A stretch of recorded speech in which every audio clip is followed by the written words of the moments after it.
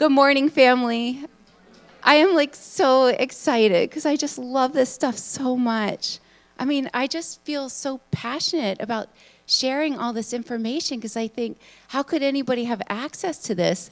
And that's why I call it secrets, because why is this not mainstream?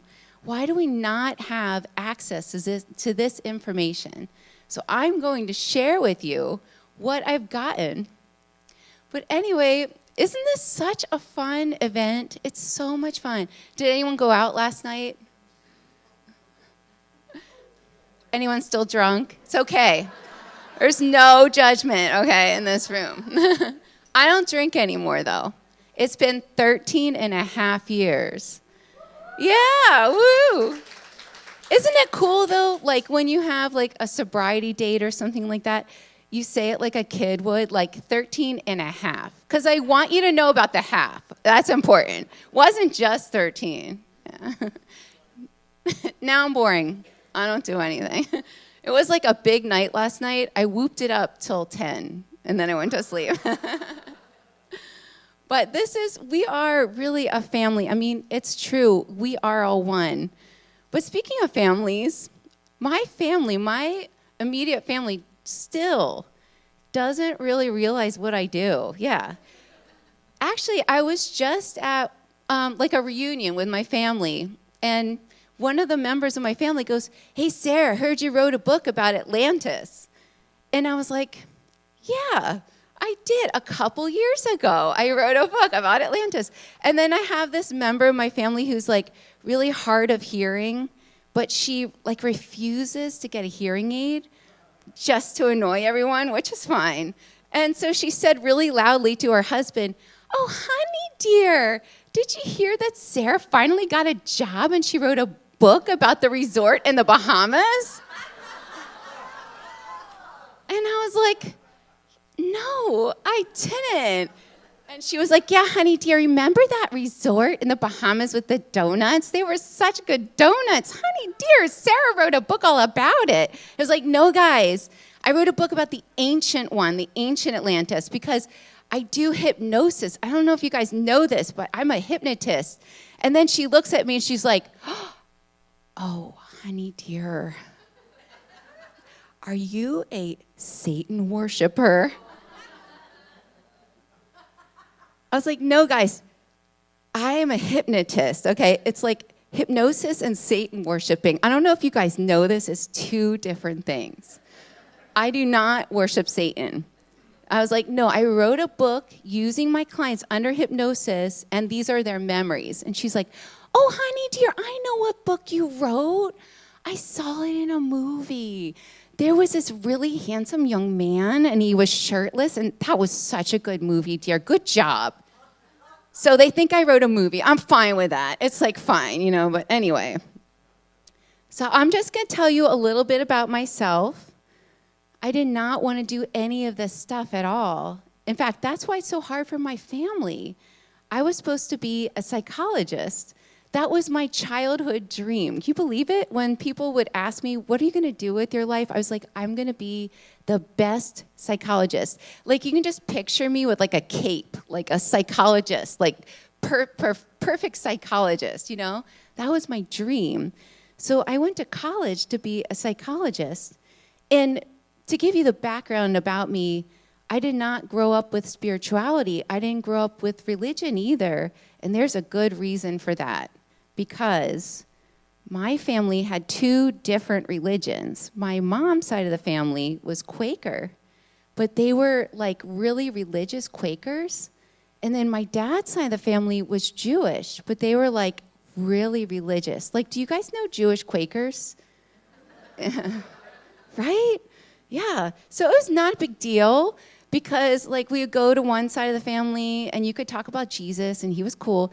Don't talk about it at the other family. But I didn't care because I just cared about presents and food. It's no big deal. Until I was in third grade and my teacher wanted a token Jewish person to tell the story of Passover. So she roped in my dad. And if you guys ever meet my dad, you'd be like, "Oh no, that's a bad idea." So my dad came in to tell the story of Passover, but just not the kind that you would tell children. Yeah. He told the full-on blood and guts version. Like, what does it feel like to die? A firstborn, we're all dying. And then they were like, oh, Mommy, I'm never going to see you again. Everyone cried. It was really, really bad. Like, all the kids were crying. The teacher was crying. And then I noticed I was crying, and I was really crying. And I had heard that story like so many times. And you know those moments in your life where you're like, it just can't get worse. It got way worse because my dad thought this was a great opportunity to like sing Let My People Go and with hand movements. Anyway, long story short, I didn't grow up with religion for a reason. But, you know, I didn't have that kind of background. So just so you know, I was not into any of this stuff. All this stuff I'm doing now, I could have never guessed. And you know how people are like, well, you know, you have to create it in your mind and visualize it, and that's how you manifest. Well, let me just tell you, I didn't visualize any of this stuff, you know, but I did have the intention I wanted to help people. And before I get into all this information, I want to just share with you the true story of why I speak here, okay? This is my second year here, and I was not a speaker last year on the schedule. So a couple months before last year, the higher self that comes through my clients, you'll see the higher self coming through, said, you need to speak at Contact in the Desert, coming through my clients. And I said, well, I'm not on the schedule to speak at Contact in the Desert. I don't know what you guys are talking about. And they said, you need to. We need you to speak there. And so I was coming in this area at the same time because I was actually filming a movie.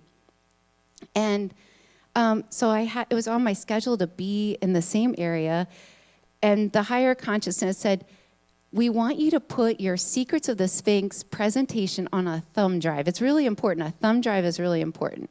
So I said, I don't know. You guys are wrong. You know, like, I don't know what you're talking about. I come through here to say hello to some friends. Some people recognize me and say, there was a cancellation. Can you please speak tomorrow? But this is the problem. We need your presentation on a thumb drive. I say, oh my God, I have a presentation on my thumb drive. Yes, I can speak tomorrow because my schedule was for the next day that I was filming. So I come in here, I do my presentation, and afterwards, I don't know if anyone was at my presentation last year, this young man came up to me and he was crying. I don't know if you met him. And he said, I was going to kill myself. But someone said, come to Contact in the Desert today, and I watched your presentation, recognized why I'm here, and you saved my life. So you never know why you go into different places. Anyway, long story short, they emailed me and asked me to speak here. So I was like, bonus.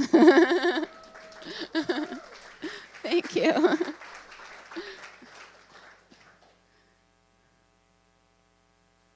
These are the books I wrote, and I look really good in red with a real photographer.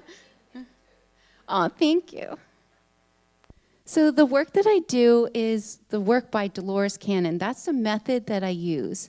And Dolores Cannon, if you haven't heard of her, she's really incredible. She was the pioneer for the work that I do. So essentially, if you haven't checked out her books, she wrote 17 nonfiction books using this method.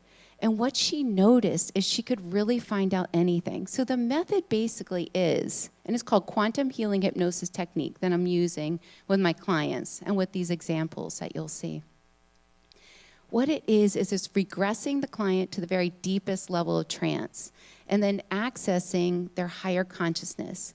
And in that way, you can find out anything. You can find out anything about yourself. You can find out who you really are, like your true purpose, and you can even heal yourself. And so Dolores Cannon perfected this after 45 years of trial and error. And so it really works, and that's the method that I use. My introduction to extraterrestrials happened, like everything else in my life, it seems, like by accident. Like, I don't know how all this stuff just seems to keep happening in a way that feels like an accident, even though it's planned. So like I said, I never wanted to do any of this stuff. I wanted to be a psychologist. And I learned, or I feel like I learned, when I got into the field before going to graduate school, that everything that I had learned in my undergraduate degree felt like a lie to me.